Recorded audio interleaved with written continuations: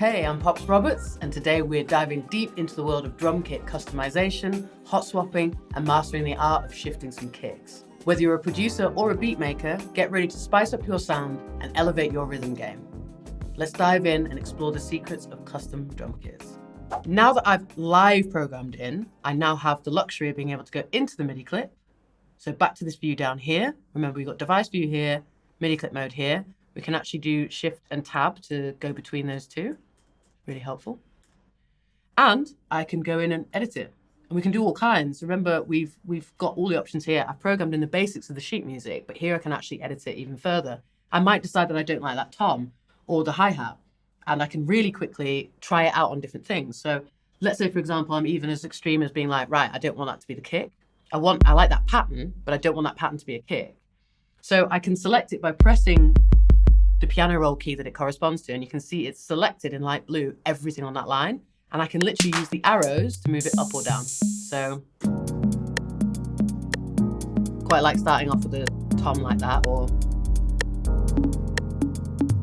just moving it up or down and previewing it, seeing what works.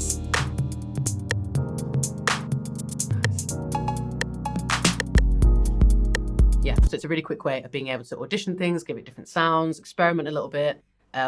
So the MIDI grid combined with playing in live is also really, really helpful. If I happen to audition these sounds and I'm actually not convinced at all by the kick, maybe I want something stronger, maybe I want something just completely different, we can also swap things in and out of the drum rack, which is a really nice way of customizing our drum sounds. And it's something I definitely encourage. If I'm not convinced by the sound itself, so let's say I'm shopping around for something other than this kick, but actually the truth of it is that this kick isn't weighty enough or it doesn't have the qualities that I like, I can actually go to the drum rack, and this is where we can start thinking about customizing our own drum sounds or our drum hits. The reason I say drum hits is because a hit or a one shot is just one sound. You can see here on the drum rack, this kick, now that it's selected, is triggering this mini sampler, and it's a mini sample of just one shot or one hit of a kick drum. It's not going dum, dum, dum, it's just one at a time. So I'm hitting it, I'm not convinced by it. I could do some other things here and customize it, but I actually just want to try and swap it out for something completely different. This is when I would use hot swap mode. You can see there's a tiny little yin yang sort of symbol that comes up of two arrows, which are implying a swap. So we click on the hot swap mode, it turns orange, and we can see up here, we are in hot swap mode, the orange section here. And what Ableton Live has done is really intuitively opened up the kick section. So there's a whole folder full of one-shots of kick. So it knows because it's a kick and because it's in the kick bank, it's likely that I will want another kick or bass drum. So again, we're here and we can just go through previewing. I'm just using up or down to go through and listen to some, oh, I like that. It's got a longer tail. It's like a longer kick. So I can straight away double click that and it swaps it in.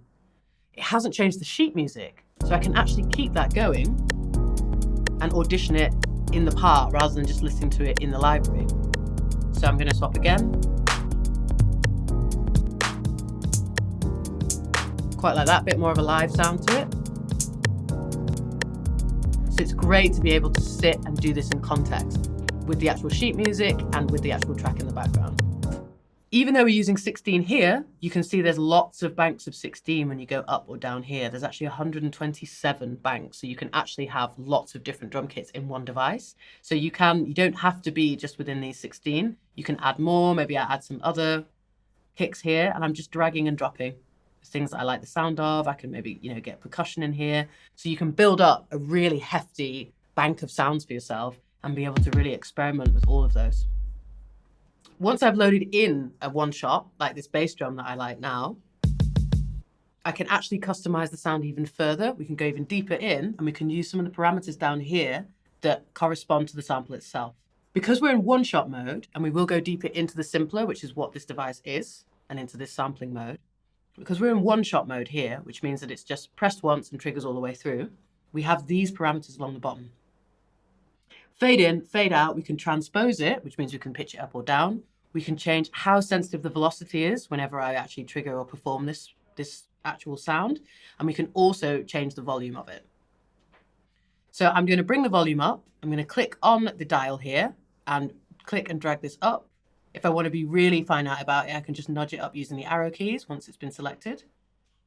But what I'm going to do here The attack, what we call the attack, or the original hit, this first section of the bass drum, is quite harsh.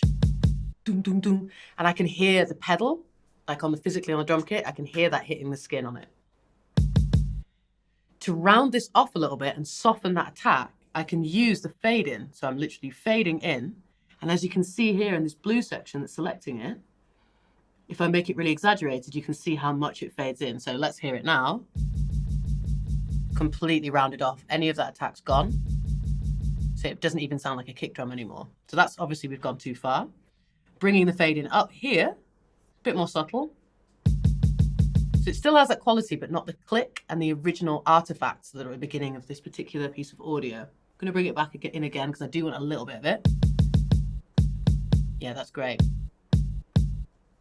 Alternatively, you can create lots of different variations of these. So I could actually just go up here to one of the banks here. Let's say I'm going to load this in. So I can have this first kick drum, BD baby steps, or whatever it's called, as it comes. But I can also duplicate it, but I'm actually going to do this in a way where, so I can actually click on it, and I'm going to hold down the Option button. You can hold down Alt on a PC and drop it there. I'm just going to do that motion again. Look what happens when I hold down Option and start to drag it. Can you see that plus symbol? So that plus symbol there is indicating to me that it's now duplicating this. And I'm dragging it there. So it's precisely the same, but on this one, I'm going to create a variation. So I'm going to bring that fade in up. And I'm going to create another one.